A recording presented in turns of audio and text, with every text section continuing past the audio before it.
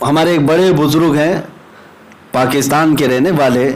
میں عمرہ کے سفر میں تھا تو مجھے اس بزرگ نے یہ بتایا کہ وہ بھی امامہ شریف جب باندھتے تھے تو اتنا لمبا ترا ان کا بھی ہوتا تھا. یہ جو شملہ ہے کھڑا اس طرح سے رہتا تھا.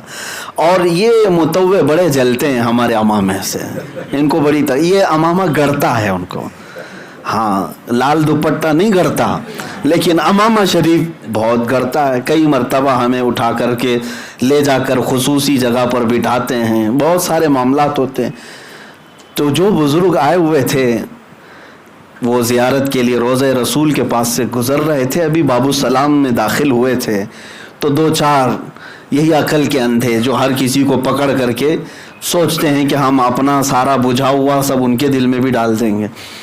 کہنے لگے مولوی صاحب آئے ہو نا, انڈیا پاکستان کے ہی ہوں گے, ارے حضور کے دربار میں آئے ہو, اتنا اونچا یہ تاج لے کر کے آئے ہو, حضور کے دربار میں آئے ہو, اتنا اونچا یہ شملہ اتنا اونچا تاج لے کر کے جا رہے ہو, یہ تو بادشاہوں کی علامت ہے کہ بڑے بڑے تاج اس طرح سے پہن کے آتے ہیں. حضور کی بارگاہ میں تو خادم کی حیثیت سے آنا چاہیے.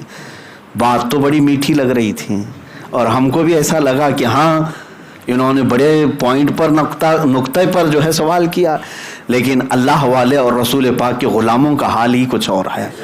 انہوں نے کہا کہ بالکل صحیح کہا آپ نے, تاج ہم پہن کر کے آئے ہیں لیکن ابھی ہم جا رہے ہیں روزے کے پاس, جب سر جھکے گا تو تاج بھی جھک جائے گا. یہ سارا ترا یہ سارا تاج جھک جائے گا جب روزے کے سامنے ہم جائیں گے. سر سوئے روزہ جھکا پھر تجھ کو کیا, اعلیٰ حضرت فاضل بریلوی رضی اللہ تعالیٰ عنہ نے فرمایا. بہرحال بات یہاں پر یہ ہے کہ اپنے آپ کو اس رسول تک پہنچا دو, یہی دین ہے, یہی دین ہے. اور اپنے بجھے ہوئے چراغ کو روشن کرنا ہے تو قریب ہونا ہوگا اور اپنے بجھے ہوئے چراغ کو تھوڑا سا جھکانا بھی ہوگا. یوں کہنا ہوگا میں مجرم ہوں آقا مجھے ساتھ لے لو. یہ نہیں کہ تم وہاں جا کر کہو امتی بھی رسول کے برابر ہو جاتا ہے, معاذ اللہ رب العالمین. وہ تو ہمارے بڑے بھائی کی طرح تھے رسول, وہ عام لوگوں کی طرح کھاتے پیتے تھے. جب یہ کہو گے تم اڑے ہوئے ہو, کھڑے ہوئے ہو, اکڑے ہوئے ہو, بارگاہ مصطفیٰ میں آنے والوں کا حال تو یہ تھا, نفس گم کردہ میاں جنید و بایزید اینجا. جنید بغدادی اور بایزید بستامی جب وہاں آتے تھے سانسوں کو روک لیتے تھے, سانسوں کو روک لیتے تھے روزے کے سامنے. کہتے تھے کہ ہماری نکلنے والی سانسوں سے کبھی روزے کی بے ادبی نہ ہو جائے. ہاں, بڑے بڑوں کا حال تو یہ تھا. وہاں پر تاجداروں کو بھی دیکھا. اعلیٰ حضرت فاضل بریلوی نے کیا خوب کہا, میں اس گلی کا گدا ہوں میں جس میں مانگتے تاجدار پھرتے ہیں. اس گلی کا گدا ہوں میں جس میں مانگتے تاجدار پھرتے ہیں. ارے منگتا تو ہے منگتا کوئی شاہوں میں دکھا دو, جس کو میرے سرکار سے ٹکڑا نہ ملا. بڑے بڑے وہاں پر خم نظر آتے ہیں, سر خمیدہ نظر آتے ہیں. عاجزی ضروری ہے. تو یہاں پر آیت کریمہ کے اس لفظ پر میں بات کر رہا تھا, اے ایمان والو ایمان لاؤ اللہ پر اور اس کے رسول پر, اس کے رسول پر. یہاں رسول سے مراد محمد مصطفیٰ صلی اللہ علیہ وسلم کی ذات ہے.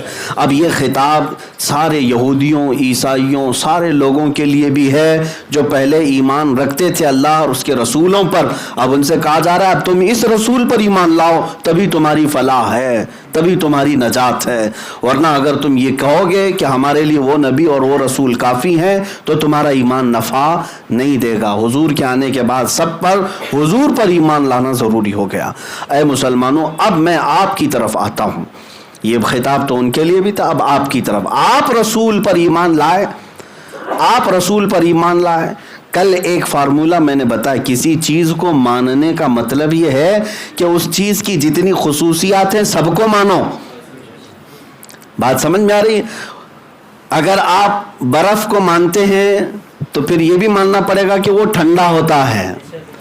آگ آپ تسلیم کرتے ہیں, ہاں میں نے دیکھا ہے, تو آپ کو یہ بھی ماننا پڑے گا آگ گرم ہوتی ہے. اگر کوئی یہ کہے کہ نہیں آگ ٹھنڈی ہوتی ہے برف گرم ہوتا ہے تو گویا کہ نہ آپ برف کو مانتے نہ آگ کو مانتے. ماننے کا مطلب ہوتا ہے کہ اس کی سارے لوازمات اور خصوصیات کے ساتھ مانا جائے. اذا ثبت الشیء ثبت بلوازمہ, قاعدہ ہے. جب کوئی چیز ثابت ہوتی ہے تو اس کے اپنے لوازم کے ساتھ ثابت ہوتی ہے، ورنہ خالی ہاں آپ یہ کہتے ہیں انسان کو میں جانتا ہوں اور میں تسلیم کرتا ہوں کہ ہاں انسان ہوتا ہے، لیکن 4 پیر والا ہوتا ہے، تو میاں تم نے تو انسان دیکھا ہی نہیں، انسان دیکھا ہی نہیں، 4 پیر والا کہاں سے دیکھا آپ نے؟ تو انسان کی جو خصوصیات ہے اس کے ساتھ تم مانتے ہو تو ٹھیک ہے، ہم کہیں گے ہاں انسان کو مانتا ہے۔ اب بات رسول کی ہے، رسول پر اب ایمان لانا ہے تو ویسا رسول مانو جیسا رب تعالیٰ کی مرضی ہے، ایسا نہیں جیسے چلے والوں کی مرضی ہے، رب تعالیٰ کی مرضی ہے۔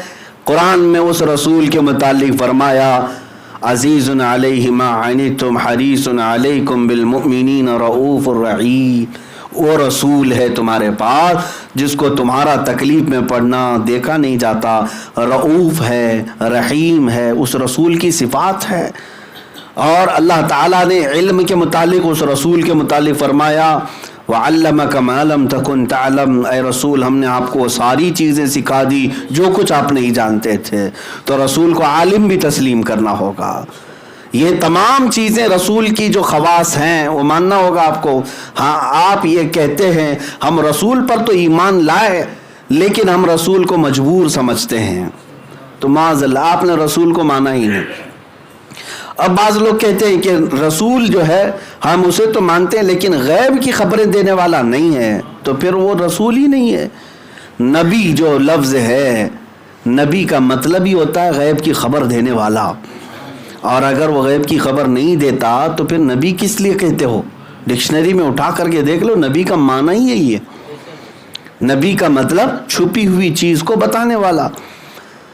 تو میرے عزیزو، یہ جتنے بھی مسائل آئے، جن لوگوں نے حضور کی ذات پر اعتراضات کیے، انکار کیا، گویا کہ انہوں نے رسول کو پورے طور پر تسلیم نہیں کیا۔